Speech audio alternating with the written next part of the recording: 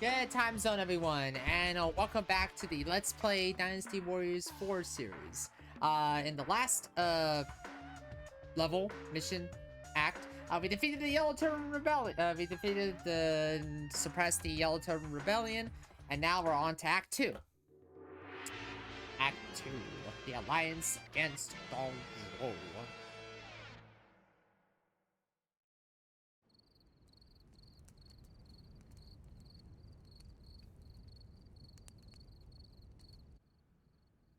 Sun Jian will take the lead, and Yuan Shu shall provide support.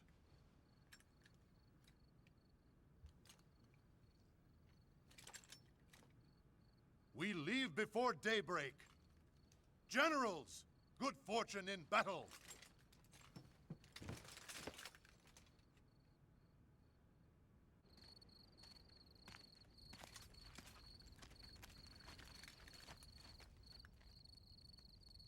Lord Yuan Shu, I am counting on you. Farewell. Common swine. You won't be so smug for long. What a little bitch. The Alliance against Dongzhuo. Okay, the Elder Rebellion is finally brought to an end thanks to the efforts of the brave heroes of the Han forces. Due to his extraordinary feats in battle, Cao Cao becomes known throughout the land as a hero of chaos. Following the rebellion, it is Dongzhuo who seizes control of the imperial court. With the mighty Lu Bu by his side, Dongzhuo's power knows no limits as he rules the capital with an iron fist. Unable to bear Dongzhuo's tyranny any longer, regional leaders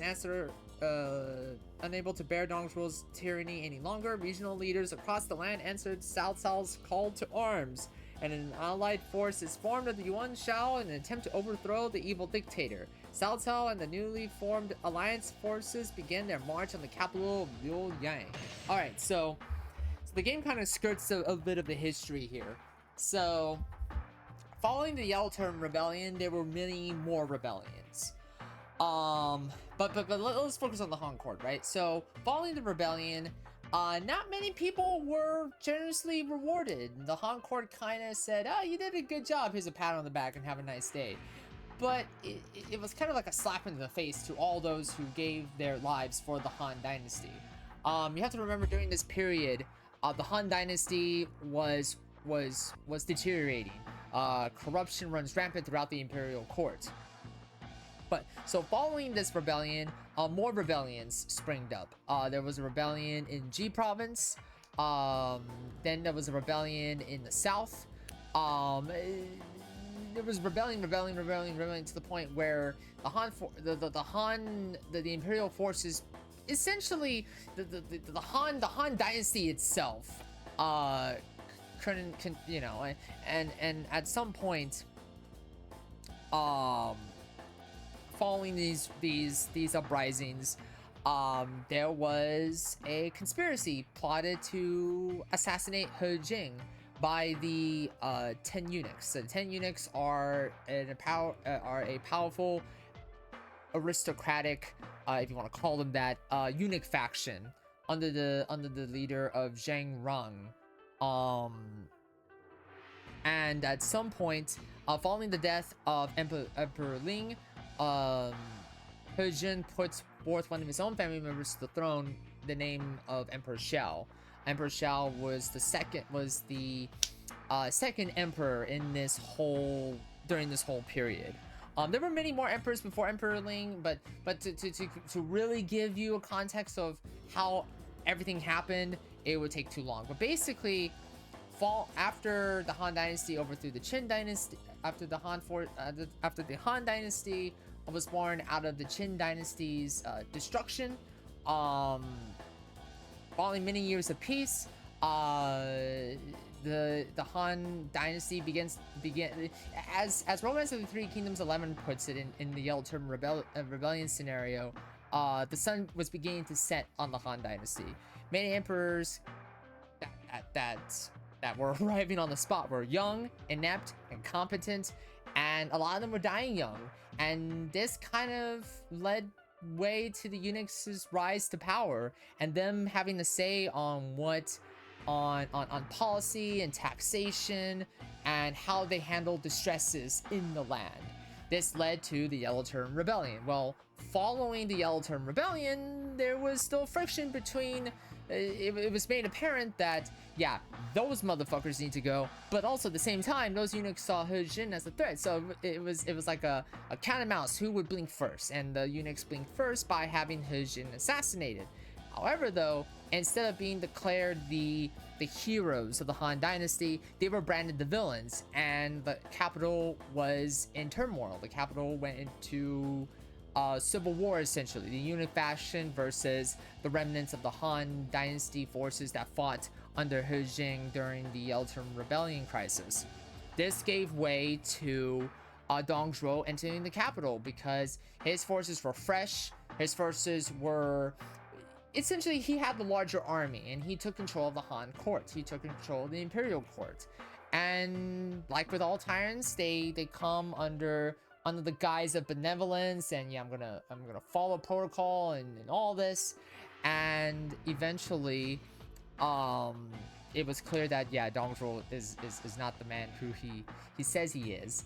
And he begins to play around with power and authority, so much so that he wanted Emperor Xiao overthrown in place of Emperor Xian. I believe his real name is Liu Xi, I believe. Xie, I believe. I'm not too sure. I have to look it up. But it was clear that Emperor Xian, Xian was more competent than Xiao was, and Dong Zhuo saw that.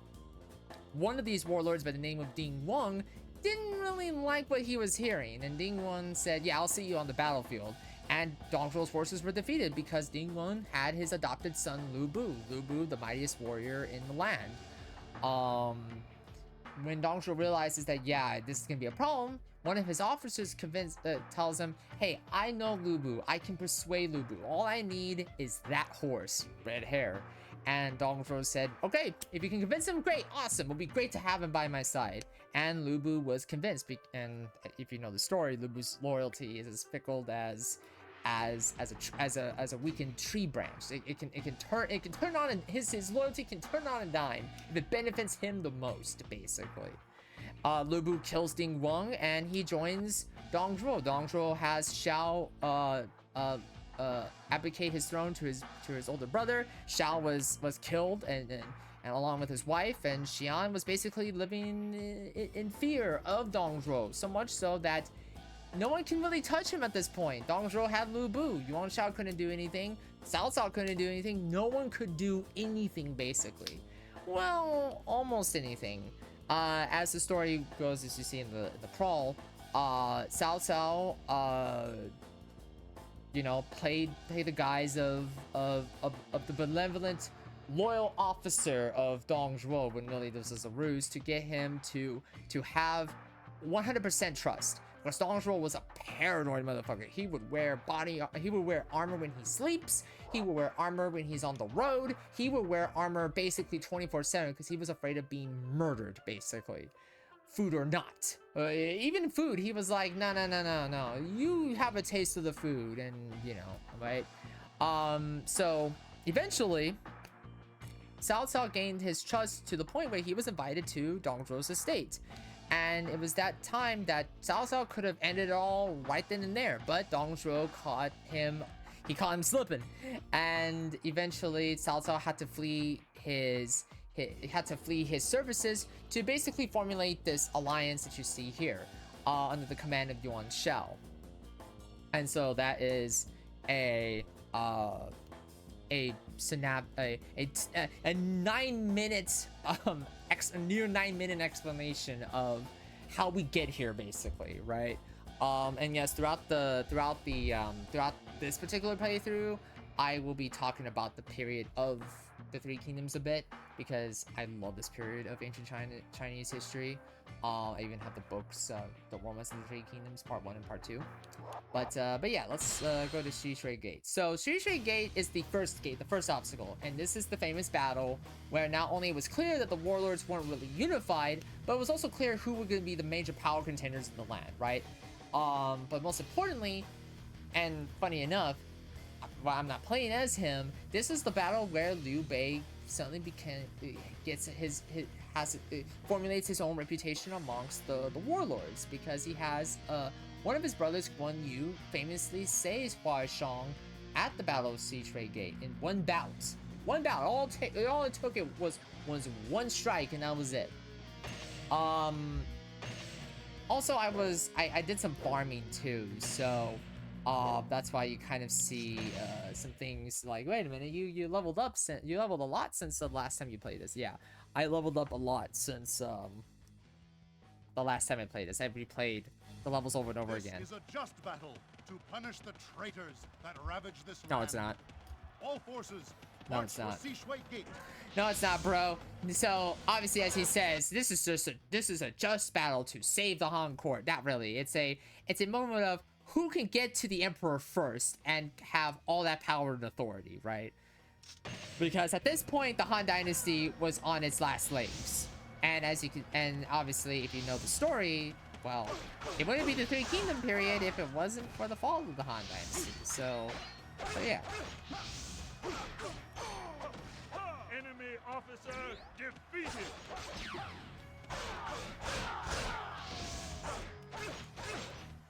We must not fall behind. We are camped in front of Shui Gate. We request provisions for the coming battle with the enemy. Even if I send the supplies now, the glory will be all Sun Jian's. I will not send the supply convoy out. And yeah, as you can tell, and this actually happened too. Sun Jian was kind of held out by the Yuan brothers. The Yuan brothers were an interesting pair. They came from a noble family, and famously, Yuan Shao's father was one of the members of the Han court, and his father was killed by Dong Zhuo. So Yuan Shao kind of has a personal grudge against Dong Zhuo, but really, he's using this to his advantage, right? He's using this moment to basically more or less try to be the hero of the Han Dynasty, when clearly he's not. He is an incompetent and an inept fool who doesn't listen to proper advice when given.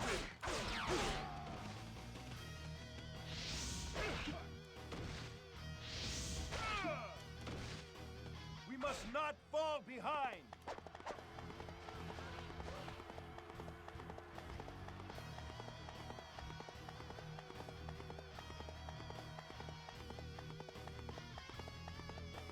What's funny enough is that if you were Liu Bei, you would be closer to the supply depot, but because I'm not, yeah, I'm not gonna make it. So if you happen to get to the supply depot before Sun Jian pulls back, Sun Jian attacks in the second battle, the battle of Hulao. But if he doesn't, then he hangs back for a bit to see how the battle goes before he marches forward, and rightfully so, because he doesn't know whether or not he was gonna get duped again by the Yuan brothers.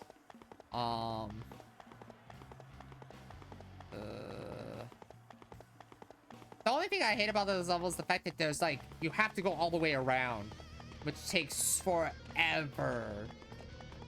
If you have Dynasty Warriors 4 Extreme Legends and manage to unlock red hair, this becomes a lot easier to navigate.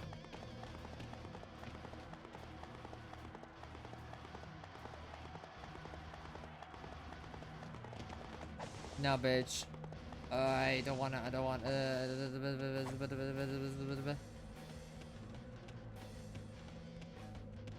I don't know, man. I don't know. Ah, there is a road there. We can attack the enemy supply depot from there. Also, what's funny is that this is the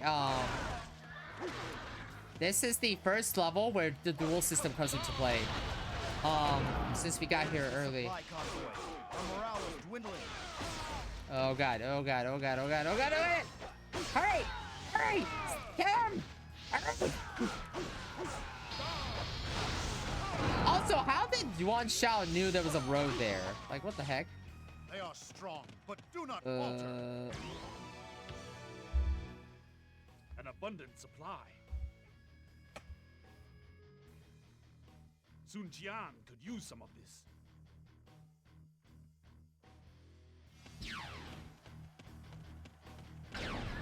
No. I am not letting him run away. I'm not letting him run away. Enemy And I believe you can still claim defeated. credit too for a retreating officer. But you have to be very fast because his AI is desperately trying to pull Must back. not Ah, fall behind. damn it. Wait, where you going? Where you going, bro? Oh no. The enemy is strong. Good. Oh, Our no. problems are solved. Now we attack Shui Gate. I think that clears him. Oh my god, thank god. Enemy officer Jesus. defeated. Yeah, we're not gonna get the officer up there. He'll be in the next level. He'll be in the next level, so. Like, yeah, it's important to slay every officer, but it's also kind of important to, like,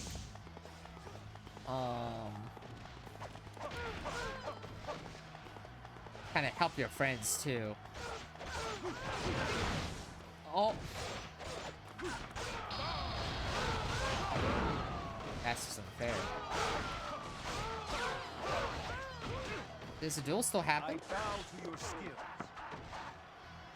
Oh, the duel doesn't happen. Oh, okay.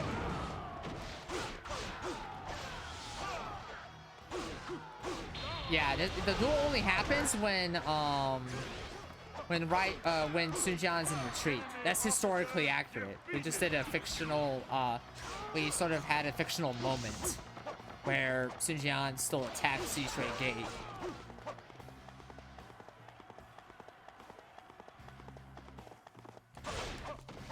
Are those gates open from the side? Oh wow, those gates have now opened. Okay.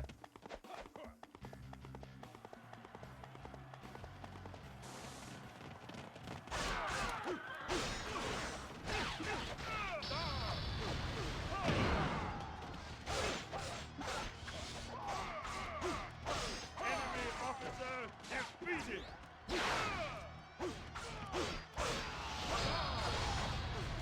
But basically, with the duel system, right? Just to give you an idea, the duel system, if so, it's you versus the other officer, obviously, right?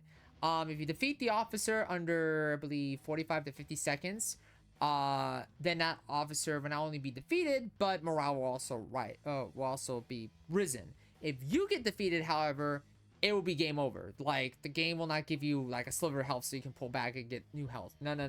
It's a literal game over. Which is why you have to really go in full confidence, knowing, okay, can you defeat this officer in battle? How strong is a test for that. Enemy officer defeated.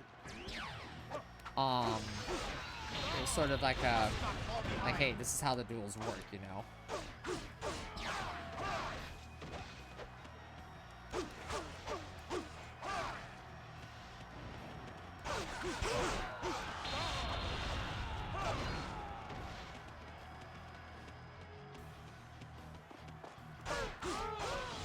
I, Zhang Liao, have come to take you on Shao's head. And too late now, my boy. Open the gate. We shall hit them full force.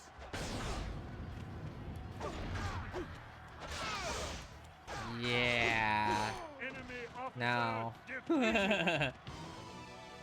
I will defeat you one day. No, you won't. No, you won't. That's not how it's gonna go down.